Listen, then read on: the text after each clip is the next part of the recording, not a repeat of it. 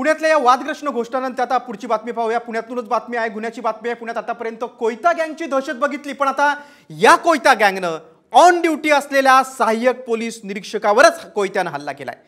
या हल्ल्यात पोलीस अधिकारी रत्नदीप गायकवाड यांच्या डोक्याला गंभीर दुखापत झाली आहे। पुण्याच्या वानवडी परिसरातील ही घटना आहे। भांडण सोडवायला गेलेल्या टोळक्यानंच रत्नदीप गायकवाड यांच्यावर हल्ला केला। हल्ला करणाऱ्या 2 आरोपींना पोलिसांनी आता अटक केलेली आहे। पुण्यात आता खाकीच असुरक्षित आहे असं पुणेकर बोलतायत।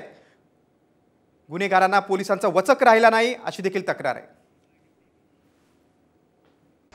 आज रोजी वानवडी पोलीस स्टेशन हद्दीमध्ये ससाणे नगर या एरियामध्ये EPI गायकवाड पेट्रोलिंग करत असताना एक मध्येचे जे व्यक्ती आहे निहाल सिंग टाक म्हणून त्यांनी त्यांच्याकडे असणाऱ्या कोयत्याच्या यांच्यावर वार करून तिकडून पळून गेलेले आहेत।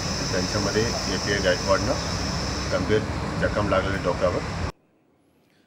पुण्यामध्ये कायदा व सुव्यवस्थेचाच प्रश्न निर्माण झालाय, कारण यापूर्वी देखील कोयता गँगनं अनेकांवर हल्ले केलेत, अनेक दुकानांची देखील तोडफोड केलेली आहे। आता तर चक्क एका पोलीस अधिकाऱ्यावरच कोयत्यानं हल्ला झालेला आहे।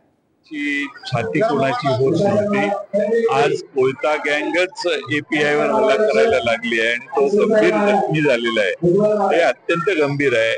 कायदा व सुव्यवस्थेच्या धज्जा उडलेल्या आहेत। पोलिसांचा वचक राहिलेला नाही। पोलिसांनी गुन्हेगारांच्या नियंत्रण जे आणण्यासाठी कडकपणाने काम करणं आवश्यक होतं, ती पूर्णपणाने गृह खातं बोंबळपणा गृह खात्यात आलेला आहे आणि पोलीस अधिकाऱ्यांचा मोराल लो झालेला आहे। त्यामुळं अधिकारी कोणती कारवाई करायला धजावत नाहीत आणि आता गुन्हेगारच प्रबळ व्हायला लागलेले आहेत। याचा